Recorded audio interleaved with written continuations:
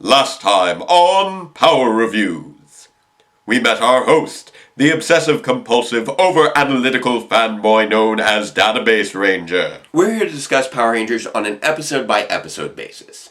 And his scientific and technical consultant, Dr. K. A thorough psychological evaluation of Database Ranger has determined this to be the healthiest outlet for his increasingly obsessive-compulsive fanboy tendencies. The team unites, left him baffled and confused. But will the next episode provide any solace? Find out next on Database Ranger's Power Reviews. Greetings, Ranger fans, and welcome to Power Reviews. Origin. That word carries a lot of weight with it. What goes into making a good origin story? Is it an exploding planet? A radioactive spider? A tragic event? Are heroes born or are they made? In Peter Coogan's published dissertation, Superhero, The Secret Origin of a Genre, he establishes the three core concepts that define a superhero: mission, identity, and powers. In the case of Power Rangers, we have a unique opportunity to enjoy a new origin story with every new season. For a more thorough analysis, I once again turn you over to our scientific and technical consultant, Dr. K. Doctor? According to my exhausting research, every new series has a set of basic plot points which must be established within the first several episodes, depending on whether the series commences with a singular or multi-part story. First is mission. For the Ranger series operators, this always entails the defense of a city, planet, or sector of space from a threat which seeks to conquer or destroy it. Therefore, the establishment of this threat is key to the establishment of mission. Secondly, there are the identities of the Rangers themselves. As a team, this identity is generally established by their code name, which represents a theme tying into their power set and differentiating them from their predecessors. As individuals, this identity is established by their colors, specializations, and how their personality fits into the team dynamic. Finally, their powers are established during their first battle, when we can see how their new arsenal operates and allows them to attain victory over the pre-established threat. I spent over a decade trapped in a secret underground government bunker studying for this. I hope you're satisfied. Alright, moving on. Now, unlike most series, the origin story for Power Rangers Samurai was aired a full 8 months and 8 days after the series premiered. Because of this, these episodes do not get to serve their intended purpose of acting as an introduction to the series. But do they work as an origin story? And do they work as episodes? Well, let's find out with episodes 19 and 20 of Power Rangers Samurai Origins, Part 1 and 2. Oddly enough, we begin with our standard Samurai opening narration. Note, I think the narration is a nice touch that gives new viewers an excellent splash of background when first coming into the series. The reason this is odd is because it is present in every episode of Samurai except The Team Unites, which was the episode that could probably have used it the most. As you can guess, I may have some trouble getting past this. The episode proper opens with a young boy playing hide and seek. Brian, Jimmy, where are you? And apparently we have moved from ancient Japan to New Zealand. Brian? A gap is an entrance and exit between the netherworld and ours. Do not peek in, for on the other side is the home of the evil Nylok. So, any gap, any crack could be hiding evil eldritch creatures from the netherworld?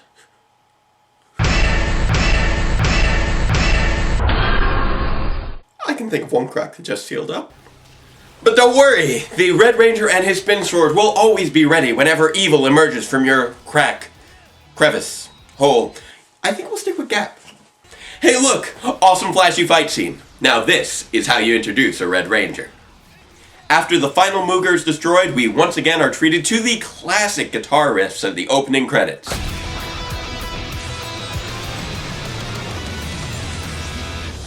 The battle won, Jaden demorphs and returns to Mentor G, who congratulates him on his victory, but warns him not to get too confident, since more evil seems to be on the way.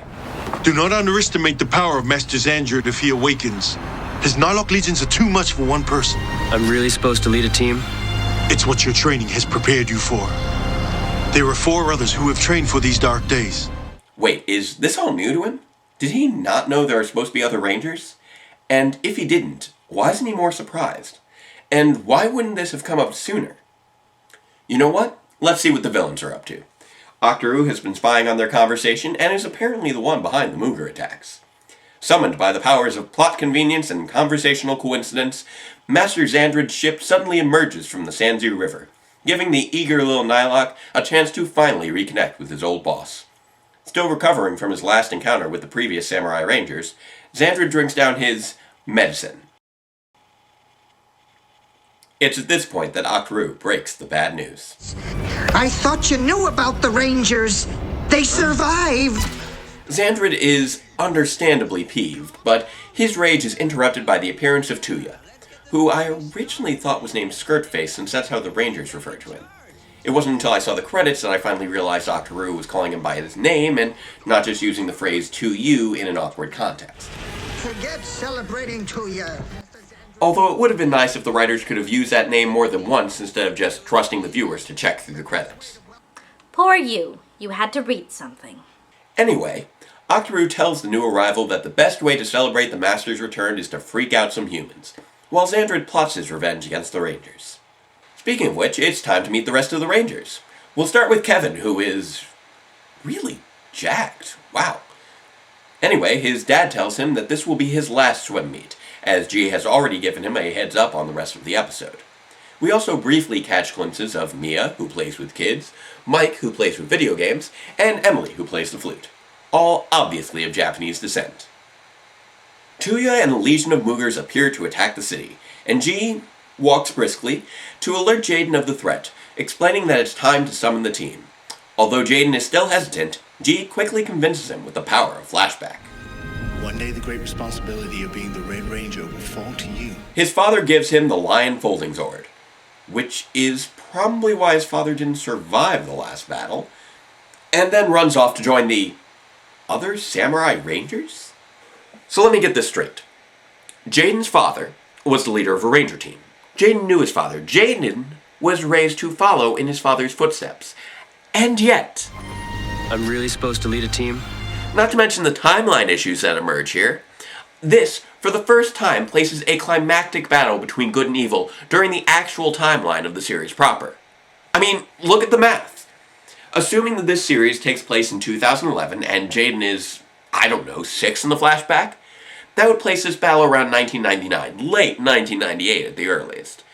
Which means that it either took place during Countdown to Destruction when, I'll admit, there were hordes of alien monsters invading, and I'm sure no one would have noticed a few extra demons fighting an extra ranger team, or during Lost Galaxy, when 99% of the action took place off-planet. Huh. Well played, Samurai. Well played. G fires off a cluster of color-coded arrows, which launched through burgers and rooftops alike to summon the Rangers, and apparently calls the driver for Mia. Not Emily, though. Emily can walk. Jaden gets a horse, though. Meanwhile, Tuya brutally strikes down dozens and dozens of innocent bystanders' cars as the new Rangers meet up downtown. I didn't know the Red Ranger was a girl. Oh, Kevin, a female Red Ranger? That would be silly. After a string of mistaken identities, Jaden appears on his white horse to prove his leadership by once again stating the obvious. I am the Red Ranger. I am the Red Ranger. I am the Red Ranger! He explains that he will only give them their morphers if they are truly committed and up to the challenge. After a moment's hesitation, Kevin accepts the offer. Without hesitation. Okay. And the others quickly follow suit. Since the assault of innocent civilians isn't really a time-sensitive issue, they also take a moment to change their clothes. And you know what that means? It's morphin' time! And the battle is on! After the Moogers black the sky with their arrows, Jaden decides he's had enough and shows the Rangers how to summon their weapons. Fire Smasher! Hydro Blow! Skyfan! Force Spear! Jaden then demonstrates that cutting a car in half is way easier than dodging it. Wow, this series hates the auto industry. And he also shows the others the power of teamwork by defeating the monster, all on his own. But don't worry guys, you'll get your shot.